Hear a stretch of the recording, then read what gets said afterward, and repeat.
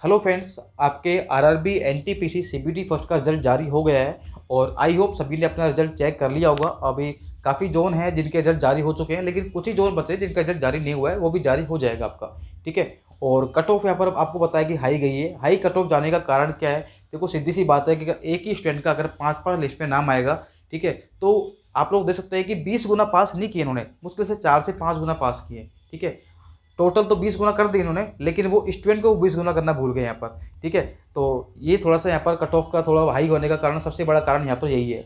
Second जो कारण है वो है इसका आपका नॉर्मलाइजेशन आपका। ठीक है। तो नॉर्मलाइजेशन के अंदर बच्चों के नंबर बढ़े हैं, किसी के 10 15 20 तक नंबर बढ़े हैं, क्योंकि सीधी सी बात है, आप देखना जिसके रो मार्क्स 70 है उनका भी यहाँ पर जो है काफ़ी लिस्टों में नाम आया है आपका। ठीक है। इनके 65 नंबर भी, उनका भी लिस्ट में नाम आया है। मैं सभी की बात नहीं कर रहा हूँ, ये डिपेंड करेगा आपके पेपर पर, आपके पेपर की वेरिएशन पर। ठीक है। अब मैं आपको अपने बारे में बता देता हूँ। देखो, आरआरबी एनटीपीसी हम लोग बात करते हैं सीबीटी फर्स्ट की, तो इसके अंदर मेरा जो है मैंने बैंगलोर से फॉर्म लगाया था और बैंगलोर से मेरी सभी 4 लिस्टें आपके पता है आपको। ठीक है। चारों लिस्ट में मेरा नाम आ चुका है सभी लेवल के अंदर आपका।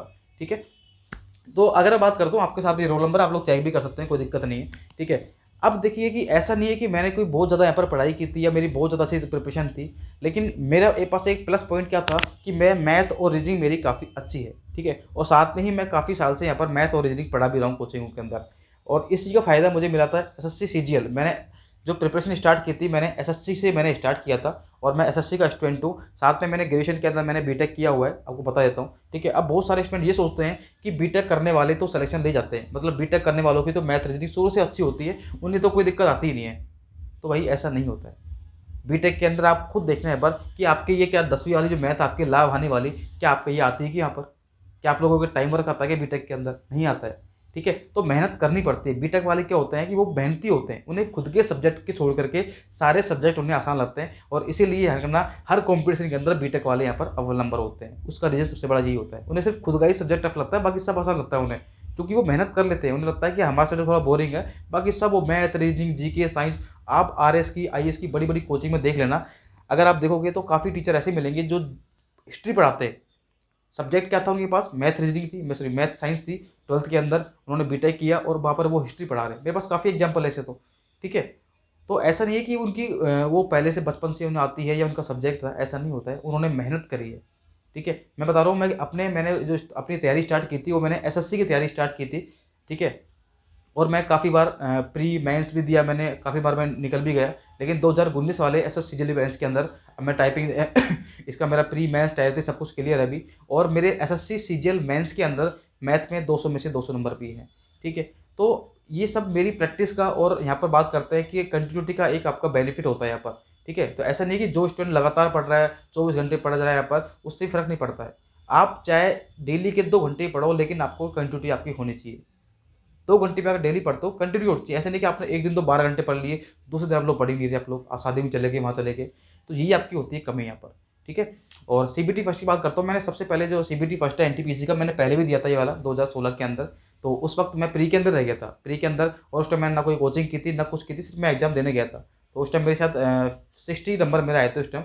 रो मार्क्स की बात कर रहा हूँ मैं। ठीक है। रो मार्क्स मेरे 60 के आसपास आए थे उस वक्त भी। तो मेरे जी के बिल्कुल नील बटे नील थे उस टाइम, मैथ रीजनिंग के दम पे देखे आया था मैं। ठीक है। तो 60 मेरे रो मार्क्स थे, लेकिन मेरा प्री क्लियर नहीं हो पाया था उस वक्त। ठीक है। लेकिन इस बार मेरा आराम से सारे लिस्ट में नाम आ चुका है, कोई दिक्कत नहीं है, और हम लोग CB2 भी आराम से निकालेंगे।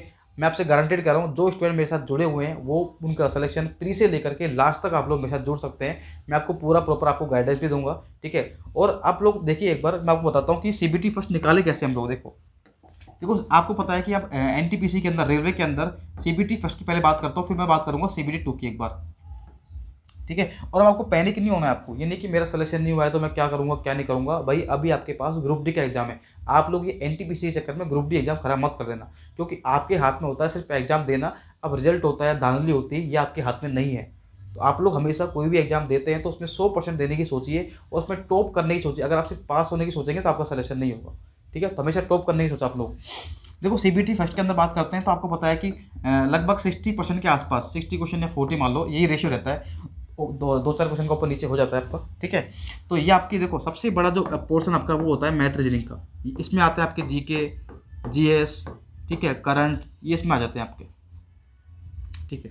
अब आपको पढ़ना क्या होता है मैं आपको समझाता हूँ कि हम लोग क्या करते हैं कि हम लोग पढ़ते हैं, कचरा पढ़ते हैं हम लोग। ठीक है। हम लोग सोचते हैं कि ये तो हम लोग कर लेंगे, बहुत सारे स्टूडेंट तो ये सोचते हैं कि ये तो मैं कर लूँगा क्योंकि ये तो आसान है, मैथ रीजनिंग तो आसान है, मैं कर लूँगा।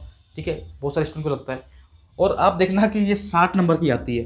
ठीक है, अब आप लोग कुछ स्टूडेंट ऐसे देखना जो बोलते हैं कि मेरी मैथ रीजनिंग अच्छी है, उनके टोटल नंबर भी 60 नहीं आ पाते हैं, टोटल नंबर भी 60 नहीं आ पाते हैं, जबकि वो जीके में अच्छा कर लेता है लेकिन मैथ रीजनिंग में फिसड्डी हो जाते हैं वहाँ जाके, क्योंकि वहाँ पे उनको या तो उनको टाइम कम पड़ जाता है या फिर उन्हें भूल जाते हैं क्वेश्चन वगैरह, कोई कॉन्सेप्ट याद नहीं आता है उन्हें।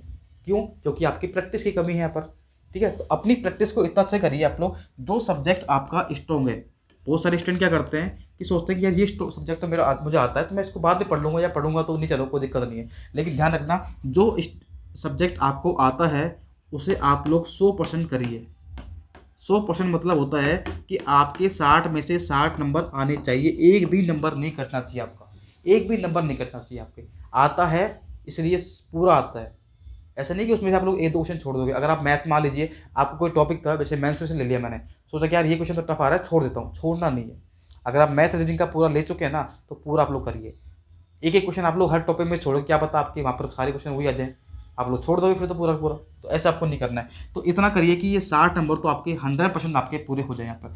अब 40 में से आप देखिए जनरल साइंस भी आती है। मेरा प्लस पॉइंट क्या था आपको बताता हूँ मैं। ठीक है, और मेरे जो रो मार्क्स है मैं आपको बताता हूँ, ऐसा नहीं कि बहुत ज़्यादा है। ठीक है, मेरी जीके वैसे थोड़ी सी कमज़ोर है लेकिन मैं जीके बहुत ज़्यादा पढ़ता हूँ, आपको बताता हूँ मैं। ठीक है, मेरे जो रो मार्क्स हैं वो है मात्र 72, बहुत ज़्यादा नहीं है। मैंने पहले कहा कि बहुत ज़्यादा नहीं है लेकिन ठीक ठाक नंबर है। लेकिन मैं आपको बताता हूँ कि जब मैं पेपर देख के आया था तो बहुत सारे स्टूडेंट ये बोल रहे थे कि वो पेपर काफ़ी टफ था। ठीक है, मतलब मॉडरेट कह सकते हैं हम लोग उसको। तो जब मैं पेपर दे के आया था बाहर तो मेरे साथ 5-6 स्टूडेंट थे, तो उन्होंने बोला कि कितने करके आए, तो सब बोल रहे थे कि मैं करके कोई बोला कि मैं 70 करके आया हूँ, उसमें कोई बोला मैं 60 करके आया हूँ। ठीक है, तो क्योंकि पेपर वो टफ था, मैथ उसमें कैलकुलेटेड थी, तो मुझे बोला कि मैंने कितने की, तो मैंने मात्र यहाँ पर क्वेश्चन 80 ही अटैम्प्ट किए थे, मैंने मात्र 80 क्वेश्चन अटैम्प्ट किए थे। ये बात आप लोग ध्यान रखना, जिसमें से मेरे 6 क्वेश्चन यहाँ पर गलत हो गए थे, तो मेरे 72 नंबर मेरे रो मार्क्स आए थे। तो मेरे नेगेटिव मैंने बहुत कम किए थे, और मेरे जो नेगेटिव हुए थे मेरे वो हुए थे किसके अंदर पता है आपको? एक क्वेश्चन तो मैथ का हुआ था, मैं आपको झूठ नहीं बोलूँगा, एक क्वेश्चन मैथ का मेरे से नेगेटिव हुआ था, लेकिन वो गलती से हुआ था, मतलब मैंने क्या कर दिया था उसमें, कैलकुलेशन मेरी गलती हो गई थी। ठीक है, वहाँ पर मैंने क्वेश्चन गलत कर दिया, और बाकी मेरे जीके क्वेश्चन गलत हुए थे यहाँ पर। ठीक है, तो मेरे 72 मार्क्स थे लेकिन पेपर टफ था, और इसीलिए मेरे यहाँ पर काफ़ी मेरे मार्क्स बढ़े हैं, और इसीलिए मेरे सभी लिस्टों के अंदर मेरा नाम है। ठीक है, तो ये मुझे बेनिफिट मिला था इसके अंदर कि मैंने टफ शिफ्ट के अंदर अच्छे मार्क्स मैंने गेन कर, अच्छे नहीं मतलब ठीक ठाक मैंने मार्क्स गेन कर लिए। और मुझे नहीं लगता कि जिसके भी रो मार्क्स 70 के आसपास होंगे उनका लिस्ट में नाम है, उनका कहीं ना कहीं तो नाम होगा ही होगा। ठीक है, अगर आपकी पेपर इजी भी होगा, चाहे मॉडरेट भी होगा, चाहे टफ भी होगा, तो आपका कहीं ना कहीं लिस्ट में नाम होगा अगर आपके 70 के आसपास रो मार्क्स आ रहे हैं तो। ठीक है, ये तो आप लोग श्योर है आप लोग। ठीक है, तो अब देखिए एक बार आप लोग, अब मुझे नहीं पता मेरे नंबर कितने बढ़े हैं कितने क्या हुआ है, लेकिन बस सभी लिस्टों में नाम है, इतना मुझे पता है अभी। ठीक है, तो आपको यही करना है आपको हमेशा कि मैथ रीजनिंग पूरी हमेशा 100% आपको आनी चाहिए। और जीएस जो मैंने आपको बताया अभी कि ये जो आपके, एक मिनट, ठीक है, मैंने आपको बताया कि आपकी जो 40 नंबर है ना, इसमें क्या पढ़ना है, एक तो आप इसमें जीएस को बहुत अच्छे से कवर करो आप लोग, जीएस को अच्छे से कवर करो, और जीके के अंदर आपको मैं कह रहा हूँ कि स्टैटिक जीके आपको आनी चाहिए। सबसे ज़्यादा क्वेश्चन आते हैं आपके स्टैटिक जीके से। ठीक है, तो मैं आपको, अगर आप मुझसे पढ़ना चाहते हैं एक बार, तो मैं स्टैटिक जीके खुद ही पढ़ता हूँ और क्लास में भी लेता हूँ। मैं अनअकैडमी पर यहाँ पर एजुकेटर हूँ भी, और अगर आप चाहते हैं कि मैथ रीजनिंग मुझसे पढ़ना चाहते हैं आप लोग तो पढ़ सकते हैं। मैं सारे टॉपिक वाइज वहाँ पढ़ा रहा हूँ, और बहुत आसान तरीके से आपको पढ़ाऊंगा कि हम लोग ऑप्शन से कितना फास्ट क्वेश्चनों को कर सकते हैं हम लोग।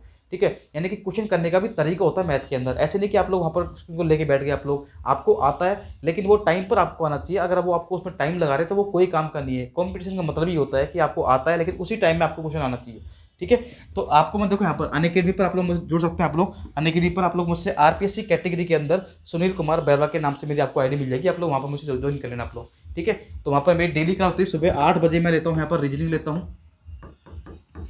ठीक है, और 10 बजे मैं लेता हूँ यहाँ पर, सुबह 10 बजे मैथ लेता हूँ। ठीक है, और उसके बाद में मैं यहाँ पर शाम को रात को 9 बजे लेता हूँ मैं जीके और जीएस के यहाँ पर कुछ क्वेश्चन आपके लिए करवाता हूँ यहाँ पर। ठीक है, तो अगर आप मुझसे जुड़ना चाहते हैं तो आप लोग जुड़ सकते हैं। यहाँ पर मैं आपको मैथ्स के ही क्वेश्चन, जो एनटीपीसी का है क्वेश्चन है वो भी करवाता हूँ साथ में से आपके।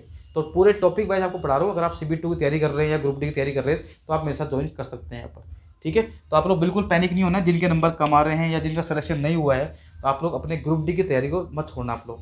वरना होता क्या कि हम लोग एक एग्जाम के चक्कर में आने वाले एग्जाम खराब कर लेते हैं, तो ऐसा आपको नहीं करना है आपको। ठीक है, तो मिलते हैं फिर हम लोग अगली वीडियो में, जब तक के लिए bye bye, okay, thank you so much.